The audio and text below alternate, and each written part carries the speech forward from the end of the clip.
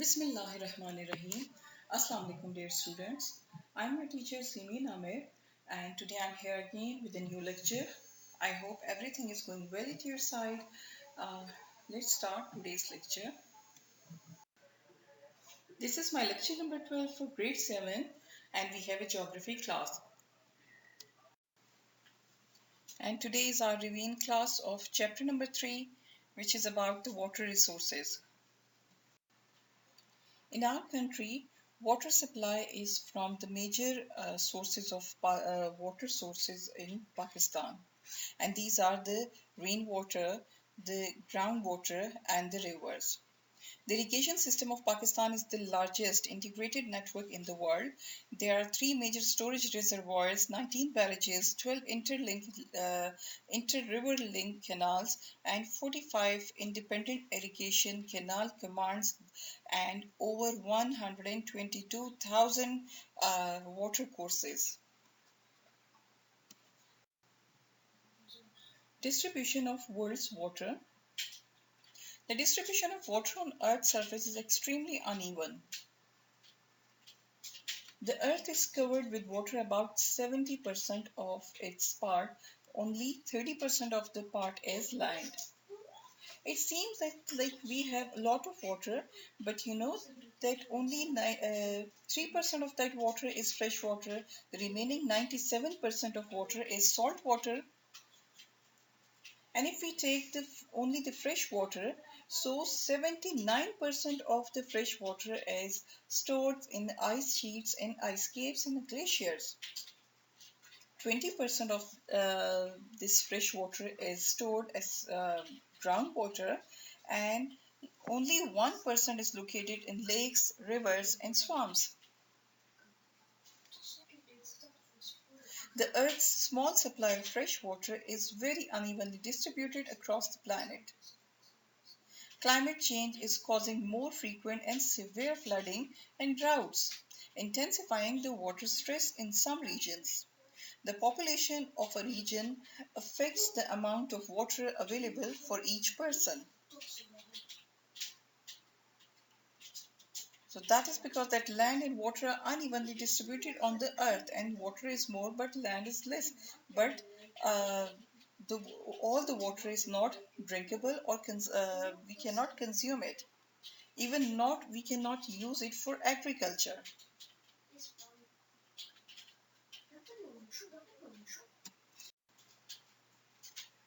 Factors affecting water supply. There is a range of factors that affect the availability of water, including the precipitation. Precipitation is the amount of water coming down from the atmosphere to the Earth's surface. So basically, precipitation is rainfall, or we can say a hailing, or snowfall. Rainfall or precipitation is unevenly distributed throughout the world. Like tropical regions receive high rainfall due to constant heating and favorable circulation of air. Countries experiencing high levels of rainfall usually have a water surplus. However, the ability to store fresh water either underground in aquifer or in underground in aquifers or in lakes and reservoirs before being transported is incredibly important.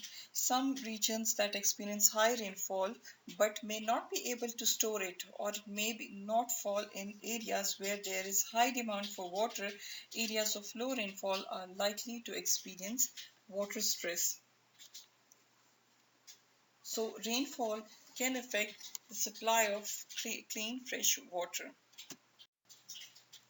The second factor is the climate change. With the climate change, the water cycle is expected to undergo significant change. For example, a warmer climate causes more water to evaporate from both land and oceans. In turn, a warmer atmosphere can hold more water, roughly 4% more water for every 1 degree Fahrenheit rise in temperature. So when there is increase in temperature, there will be increase in precipitation. If there is increase if we have increased precipitation, there will be more water supply, and with more water supply, uh, the water bodies will inundate its water and will give us floods. Higher temperature will also lead to faster evaporation, and faster evaporation will lead to lower soil moisture, and that will lead to droughts. Drought arising from climate change is likely to have adverse consequences for the hydrological cycle and water resources in different areas of the world. Decreases of water table flows in the alluvial aquifers, resulting in a decrease of base flows. So the warmer temperatures increasing the rate of evaporation of water into the atmosphere, in effect increasing the atmosphere's capacity to hold water. Increased evaporation may dry out some areas and fall as excessive precipitation on other areas. The third factor is pollution, which can reduce the supply of clean fresh water.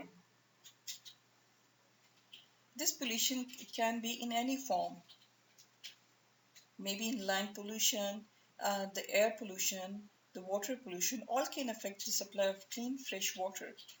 For example, the air pollution can lead to acid rain, which can toxify the water bodies.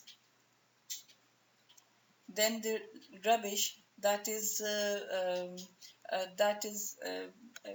present near the banks of the rivers can affect the supply of clean fresh water, and the release of chemicals from the factories and sewage can also affect the supply of clean fresh water. When polluted groundwater reaches drinking water system, it can pose serious public health threats. Nutrient pollutions can also can affect vital groundwater and drinking water sources. As groundwater works its way through the soil, it can pick up nitrogen and phosphorus and transport them to the water table. So pollution of drinking water causes many deaths and much illness among urban residents all over the world.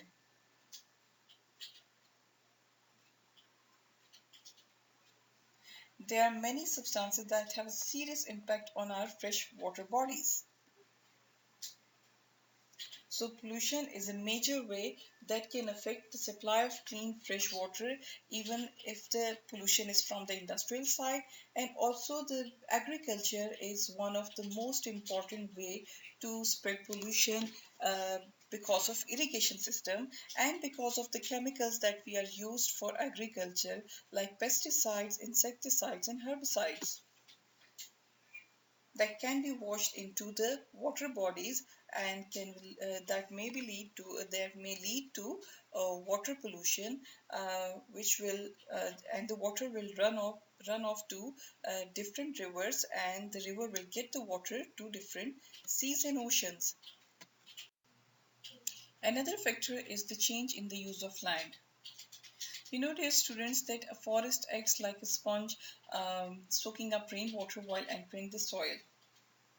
But with the clearance of the forest, the rapidly rainwater runoff into rivers and streams increases the water levels, and that will lead to frequent floods, which will increase the amount of sediments in water, and that will lead to water pollution, through which there will be less water infiltrate the soil, and then the land will lead to the desertification. So change in the use of land, like land uses that impact water resources, include agriculture, forestry, urbanization, recreation, and industrialization. Agriculture, the clearing of forests and the draining of wetlands have caused significant modification to the surface of the earth. The cutting of forests change infiltration and runoff characteristics, which affect groundwater recharge, sediment and water yield, and evapotranspiration. Irrigation of lands changes the use and distribution of water. The removal of surface water and groundwater for irrigation changes the water's natural distribution and impact the ecosystem that depends upon it. Demand for water to irrigate crops usually occur when there is insufficient precipitation during the growing season, potentially causing streams and groundwater levels to be reduced. In addition, irrigation waters that return to their groundwater or surface water can contain salts, pesticides, or have elevated levels of nutrients such as nitrate and phosphate. These contaminants in turn can cause harm to plant and animals' life that depends on the return water. Drainage of shallow subsurface water is common in areas uh, with high water tables and extensive wetlands. Drainage of such areas is necessary to convert land to agriculture or urban development, but it can result in decreased recharge to groundwater and increased flooding in the developed areas. If wetlands are drained, biological impacts may be substantial because wetlands are some of the most biologically productive ecosystems on Earth.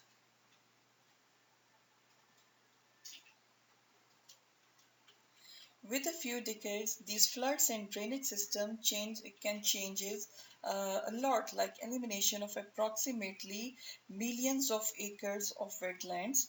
They can be there will be a reduction in the number of species located in the Everglades and a depletion of the water supply needed by the human population and the increased likelihood of wildfires. The growth of cities and their associated infrastructure have greatly changed the historic uses of water. The removal of water from streams and groundwater systems to supply cities and the land use changes associated with the development of the city have consequences on the natural environment. For example, infiltration of water is reduced as the result of construction of highways, streets, parking lots and buildings. A reduction of infiltration can also increase runoff and the likelihood of floodings. So this is how the use of change can lead to the reduction in the water supply. So that was the revision of the factors that can affect the supply of clean, fresh water. We are done with this. Now I'm going to give you an assignment here. For your reinforcement, I want to give you this assignment, and you have to write this question in your notebook. The question is write down a short note about the water pollution in your notebook. So you have to tell me what actually water pollution is, and then you have to uh, write the way it affects the supply of clean, fresh water. So I also marked it with the 10 marks because this is a kind of open book test for you. You have to create your answer by yourself.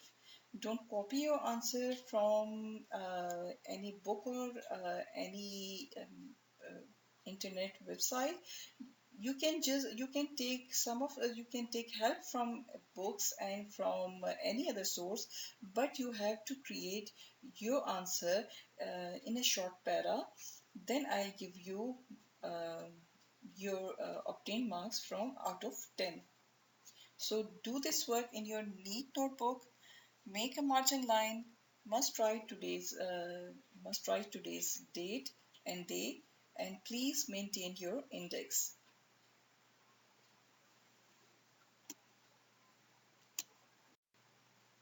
Thank you so much, dear students, for watching this video. I hope this would be beneficial for you. So this video was for your reinforcement. We'll meet up again with another video But please must do your work in your neat notebooks, and if you still have any confusion, you can drop down your questions in the comment box. I'll definitely entertain all your questions. And if you have any problem regarding any chapter, you can even ask me in your questions. Um, we'll meet up again with another video, with another lecture. Till then, bye.